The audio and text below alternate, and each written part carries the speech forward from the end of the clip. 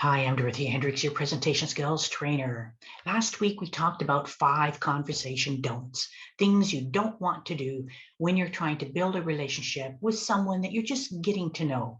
Today, what we're going to do is talk about 5 conversation do's, 5 tips to help you when you're in a situation, meeting somebody for the first time, how you can build the conversation and build your relationship with that person and leave a positive, lasting impression. So here are 5 conversation do's. Number 1, ask questions.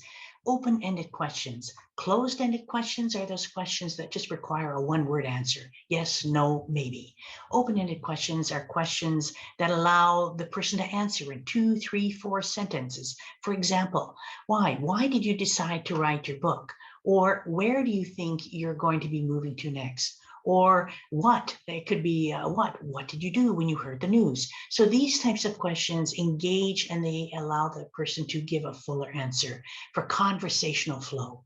Number two, be aware of social and cultural differences.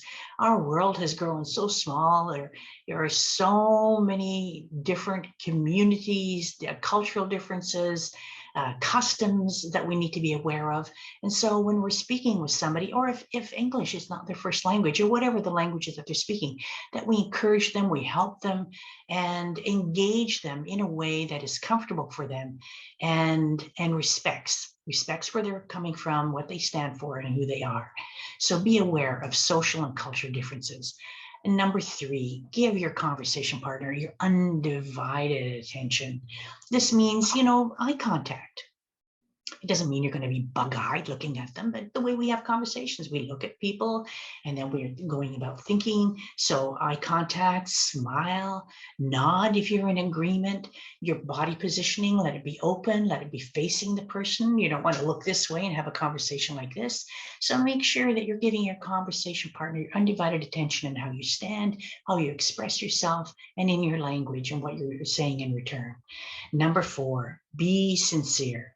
If you're having a conversation with somebody, you're taking the time, you're taking their time, and you're taking your time. Be sincere. Show that you really are interested, that you care in what the other person has to say, and you care about meeting them.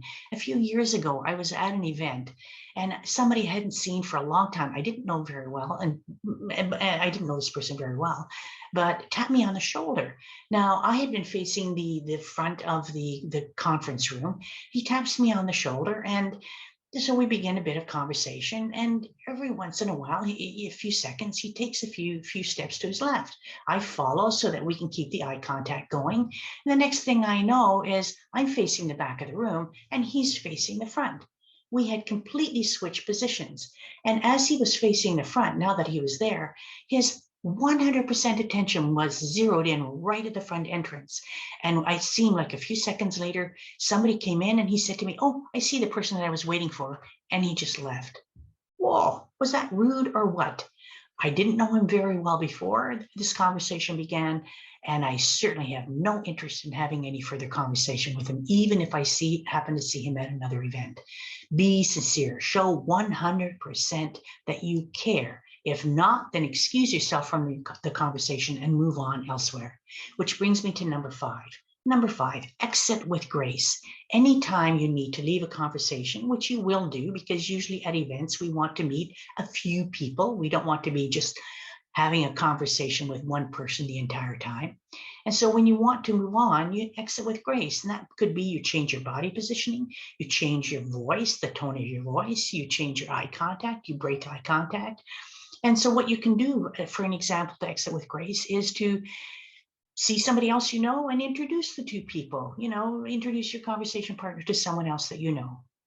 Or you can simply say, you can excuse yourself and say that you've come, you're so happy to have met this person, but you'd like to meet a few more people before the evening ends, and then excuse yourself and move on. Or you might say, well, the hostess needs help or whatever. Or you could even say, if you need to go, you need a break, need to get some water, need to get something, from the food table or go to the washroom, express it in a certain way, and then do just that.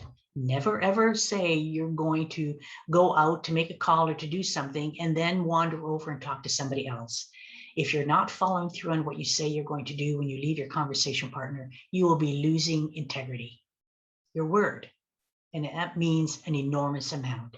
So always exit with grace. And before you exit, always let your conversation partner know that you've had really enjoyed speaking with them and that you've had a good time. And you wish them whatever it is for the evening and the rest of the week. Always wish them well. So end on a positive note.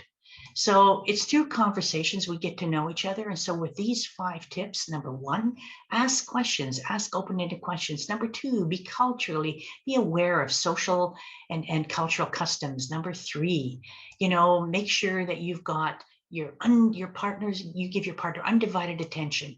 And number 4, be sincere, really care, be interested in what they're saying. And number 5, make sure that you exit with grace, leaving the person with a positive impression, a good impression of the conversation that you and this other person had. So conversation skills, there's skills like any speaking skills that can be built over a period of time. It's through conversations we get to know each other. It's through conversations we build our friendships and we build relationships in business that hopefully we want and will last a lifetime. Until next time, this is Dorothea Hendriks wishing you mountains of success.